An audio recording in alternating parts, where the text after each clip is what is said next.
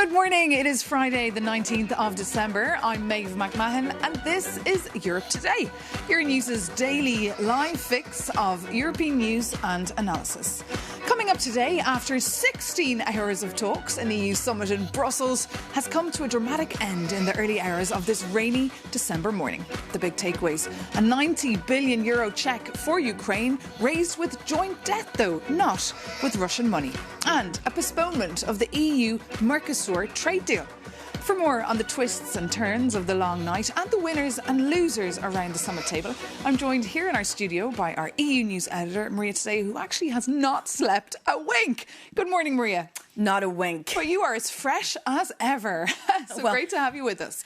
Look, bring us up to speed on what exactly happened last night. The reparations loan seems to be over. They agreed on joint debt. They could have done that weeks ago. Well, they could have, and obviously that would have saved us the all-nighter. But in a way, this was very much on brand because, remember, European leaders walking in the morning, they said, we're not leaving this place. We are not going to leave until there is a solution in terms of how to fund Ukraine from 2026 and 2027. And that has happened, and it's been done. 90 billion euros in an interest-free loan for the country, but the night did not go as planned because the reparations loan, that did not happen. It's very difficult to see how this reparation loan can even go ahead in the weeks, months to come. In many ways, it is over. The road has ended. And nonetheless, the European leaders have agreed, though, to tap financial markets to raise the 90 billion euros, provide this loan, and that's the way this is going to go. And I should note one thing, Maeve. Yesterday night at about 11:30, I got a call from a source who told me, you are not going to believe this,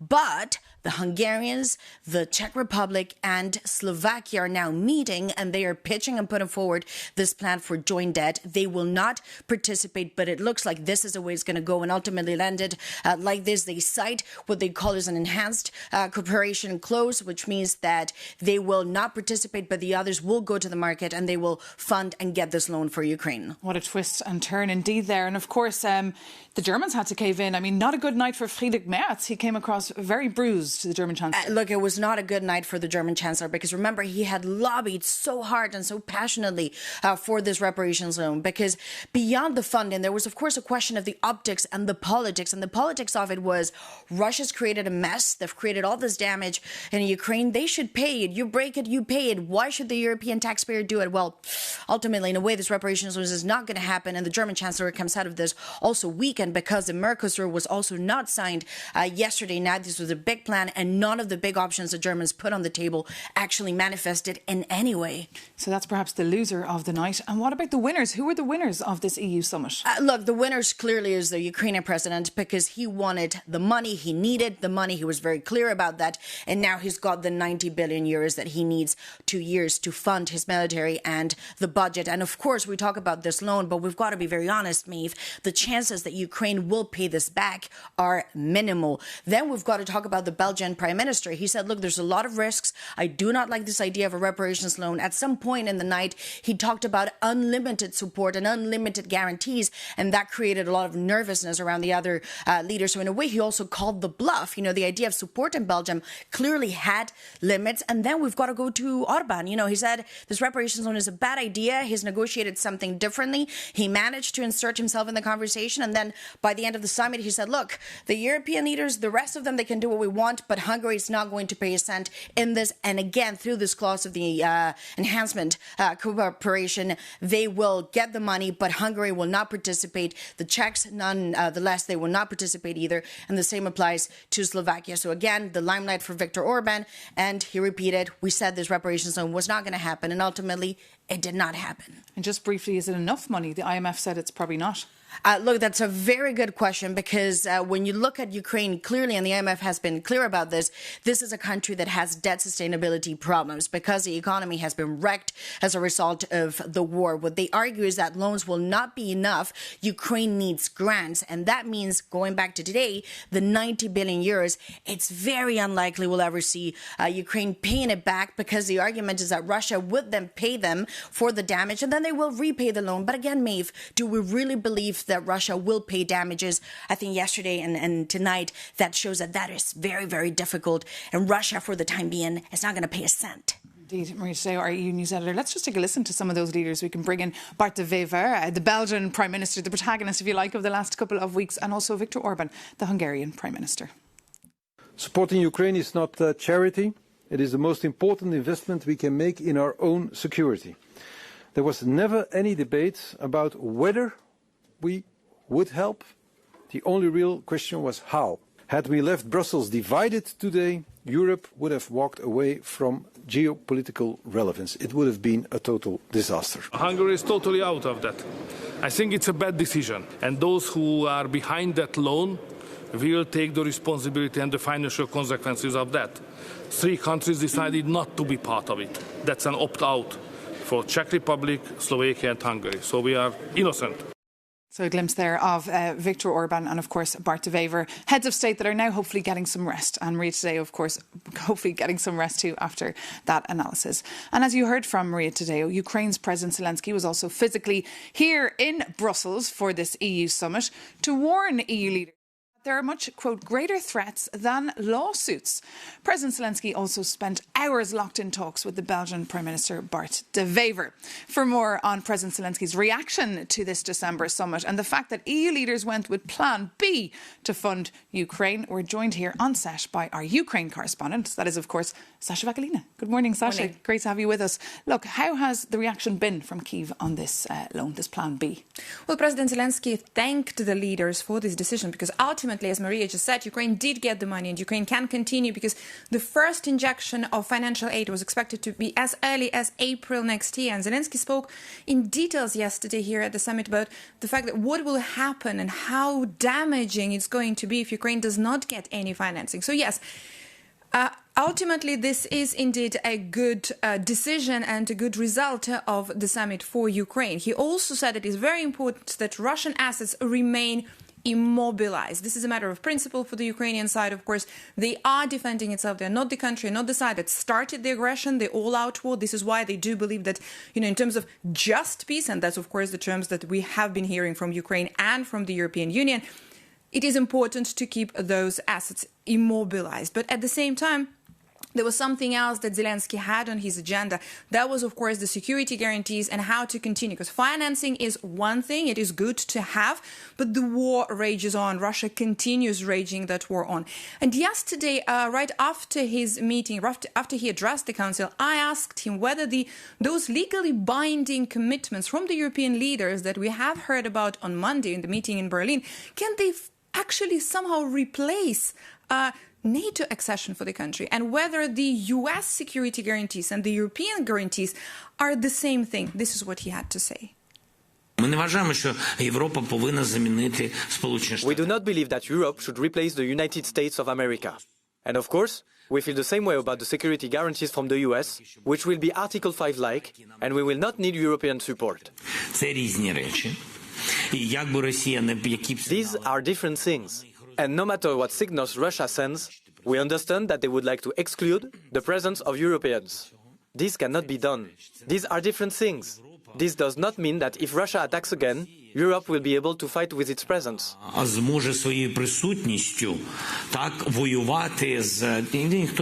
No, no one is saying that. Europe's presence reduces the chances of aggression by the Russian Federation. President Zelensky there answering your question, Sasha Vakalina, yesterday in that EU summit. And just beyond the politics of the EU summit, there's other developments going on. We're hearing about potential talks this weekend between the Americans, the Ukrainians and the Russians. Indeed, these would be 2 different bilateral meetings, 2 tracks, the American delegation with the Ukrainian delegation, and Zelensky did confirm that the Ukrainian negotiators are in the US today and tomorrow, and then separately Ukrainian delegation with the Russian representatives. And President Trump spoke about it, and he said the time is ticking, except he said it's ticking for Ukraine, Maeve. It's ticking for Ukraine. Well, Sasha Vakalina, thank you so much for all those updates. And for more of Sasha's reporting, you can visit Euronews.com. But as you heard earlier, there is another huge headline from this very long EU summit in Brussels. It's perhaps about the concerns of the farmers that the EU-Mercosur trade deal has been postponed. Farmers from all across Europe gathered in Brussels for a very long, noisy demo, but less violent perhaps than farmer protests that we've seen in the past. And while the farmers were out in the streets of the the EU capital, representatives of the main farmers association, that's Copa Cochega, actually had a sit-down meeting with the EU Commission President Ursula von der Leyen and also the EU Council President Antonio Costa. And during the summit, our Europe Today's Ida Sanchez actually had the opportunity to go and visit and speak to those farmers and take a listen to their concerns. You can take a look.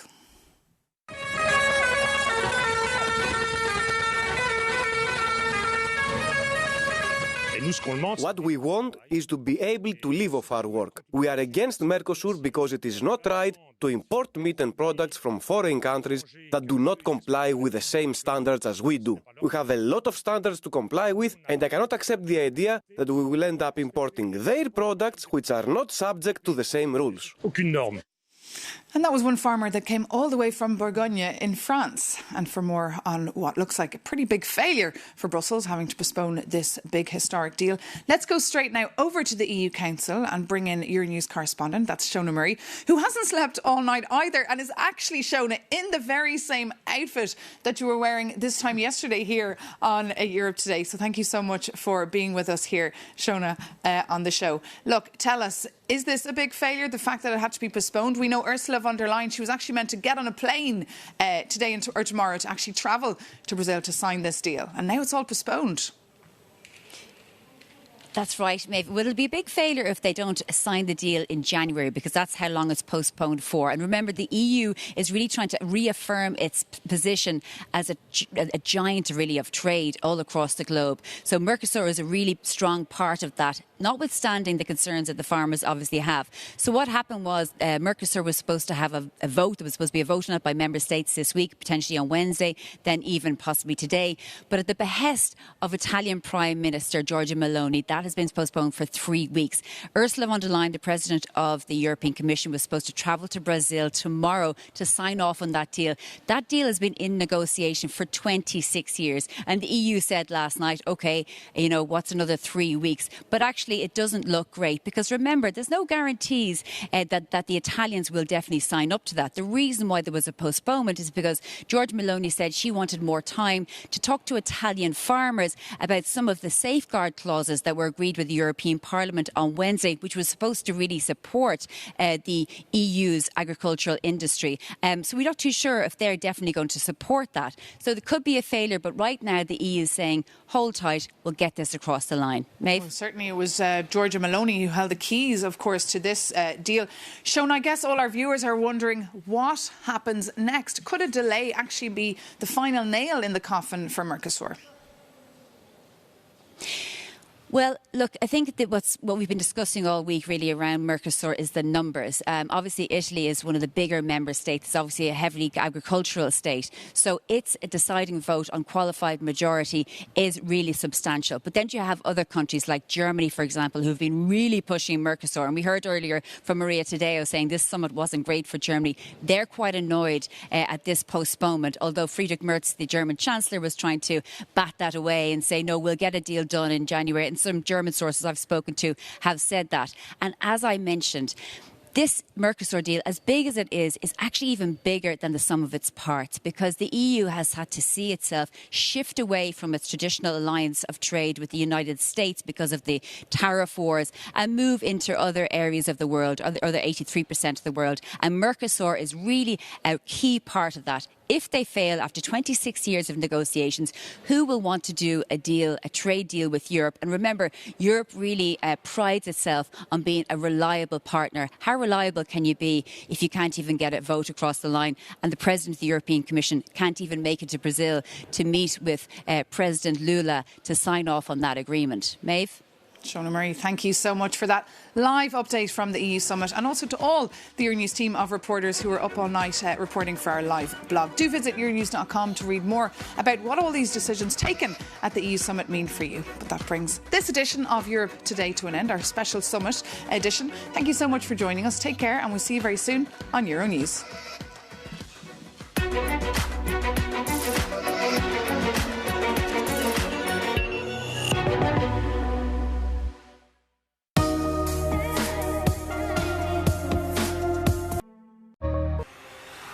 Je suis en Campanie, au cœur de ce qu'on appelle ici la Terre des Feux. Une zone qui doit son surnom à un vaste trafic de déchets toxiques, brûlés, enfouis ou déversés illégalement depuis des décennies.